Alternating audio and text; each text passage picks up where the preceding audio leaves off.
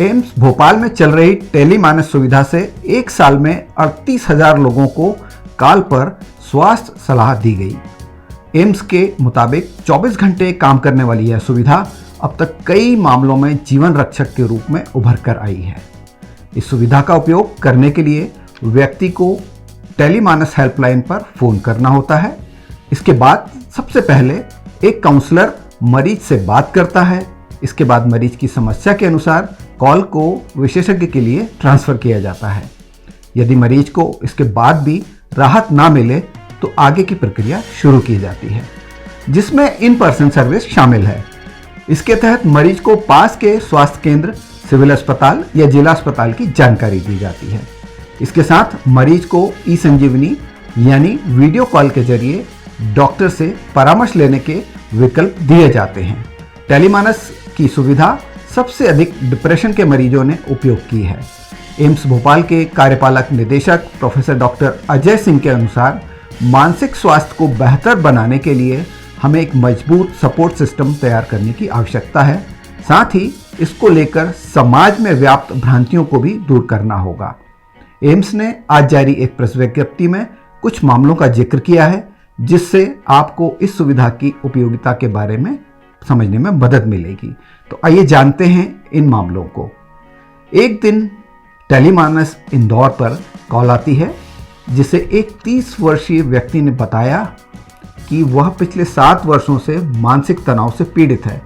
जब काउंसलर ने अधिक जानकारी मांगी तो उसने बताया कि उसको हमेशा ख्याल आता था कि उसके हाथ और शरीर गंदे हैं, बार बार धोने और साफ करने की ज़रूरत है।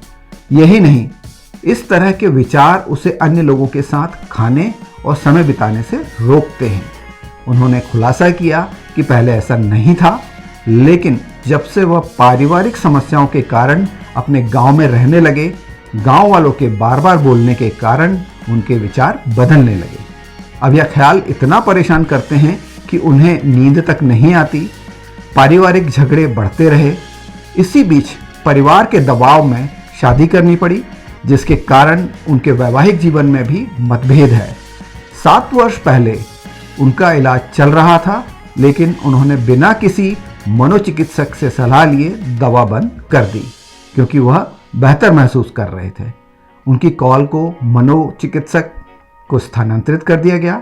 मनोचिकित्सक ने मरीज से बात की, मरीज की स्थिति का विस्तृत मूल्यांकन किया और उसे टियर 2 स्थानीय अस्पताल में रेफर कर दिया, जिसके बाद मरीज अस्पताल गया और चिकित्सकीय परामर्श के बाद दवाओं में बदलाव किया, जिससे उसकी स्थिति में सुधार हुआ। आगे मरीज को उसकी बीमारी की प्रकृति, नियमित उपचार और दवा के महत्व और लाभों के बारे में जानकारी दी गई। एक दिन फॉलोअप पर मरीज ने धन्यवाद व्यक्त किया और कहा कि टीएमसी काउंसलर द्वारा दी गई जानकारी और सुझावों से उन्हें मदद मिली। जिक्र करते हैं जो मामला नंबर 2 है। इस मामले में 17 वर्षीय युवा को बार बार विचार आता था, वो अधिक सोचता था, मूड में उदासी, गतिविधियों में रुचि कम होना, पिछले 8 साल से अनियमित अनुपालन की शिकायतें थीं और उसकी 12वीं की बोर्ड परीक्षाएं नज़दीक आ रही थीं, जिससे वह अधिक तनावग्रस्त और भविष्य को लेकर चिंतित था। काउंसलर ने उसे अपनी भावनाओं को व्यक्त करने और अपनी भावनाओं को बाहर निकालने के लिए प्रोत्साहित किया, जो उसे लंबे समय से परेशान कर रहे थे। इसके अलावा उनके परिवार के सदस्यों, खासतौर से पिता की उपस्थिति के साथ उनकी सुरक्षा सुनिश्चित की गई। इसके बाद और इसके अलावा रोगी और देखभाल करने वालों को दवा के पालन, नींद, दिनचर्या को सुधारा जाना आदि शामिल किया गया और साथ ही संतुलित आहार, उचित आराम और नियमित व्यायाम के सुझाव दिए गए। इसके बाद उसे टियर 2 के लिए रेफर किया गया। फॉलोअप कॉल पर मरीज ने बताया कि वह मानसिक अस्पताल इंदौर गया था। टेलीमानस काउंसलर द्वारा दी गई सलाह का पालन करते हुए इलाज भी शुरू कर दिया है। अब वह बेहतर फील कर रहा है। अब तीसरा और अंतिम मामला। एक बहुत चिंतित मां ने फोन किया। वह अपने बेटे की हालत को लेकर बहुत तनाव में थी। 5 साल के बेटे को 2.5 साल से मिर्गी की बीमारी थी। उन्होंने बताया कि बच्चे की हालत पहले से बेहतर हो गई थी, अब कुछ अन्य लक्षणों के साथ फिर से हालत बेकाबू हो गए हैं। अन्य अतिरिक्त लक्षणों के बारे में पूछने पर उन्होंने बताया कि उनका बेटा बहुत अधिक सक्रिय हो गया है, वह किसी की बात नहीं सुनता, वह अब बहुत असावधान है और एक काम पर ध्यान केंद्रित नहीं कर पाता। वह बहुत चिंतित थी क्योंकि पहले दौरे पड़ने से पहले बेटे को बहुत तेज बुखार होता था और फिर दौरे पड़ते थे। यही नहीं, उसने यह भी बताया कि जो उनका बेटा है वो सूरज को एकटक देखता रहता है, फिर अचानक गतिहीन हो जाता है, अपने पास रखी कोई भी चीज को गिरा देता है। काउंसलर ने मनोशिक्षण दिया और उसे आश्वासन दिया कि यह एक इलाज योग्य स्थिति है। महिला की सराहना की गई क्योंकि उसने अपने बेटे की स्थिति के बारे में हर छोटी जानकारी पर ध्यान दिया। उसे ग्वालियर में टीएमसी मनोचिकित्सक के पास भेजा गया, जिन्होंने उसे आगे का सुझाव दिया कि वह व्यवहार संबंधी लक्षणों के साथ मिर्गी हो सकती है। उसे आगे के मूल्यांकन और प्रबंधन के लिए निकटतम मनकक्ष या निकटतम मेडिकल कॉलेज जाने की सलाह दी गई।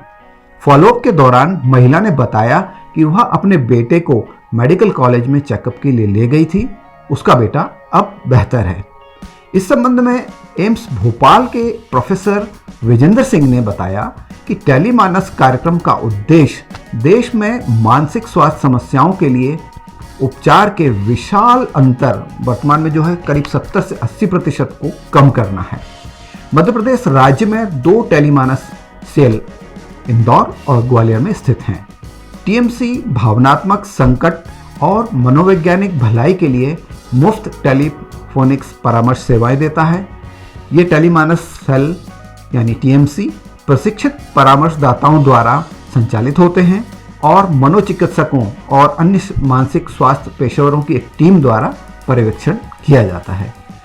अगर आपको इस संबंध में और विस्तृत वीडियो देखना है तो हाल ही में मैंने एक इस विषय पर वीडियो तैयार किया था, उसकी लिंक मैं आपको डिस्क्रिप्शन बॉक्स में दे रहा हूं, तो आप उस वीडियो को देख करके टेलीमानस के बारे में और विस्तार से जान सकते हैं। साथ ही ये जान सकते हैं कि किन नंबरों पे आप फ़ोन करके टेलीमानस सेवा का फ़ायदा उठा सकते हैं। तो आज के इस विशेष एपिसोड में इतना ही। जल्दी मिलते हैं एक और नए एपिसोड में। तब तक के लिए धन्यवाद। Thanks for watching.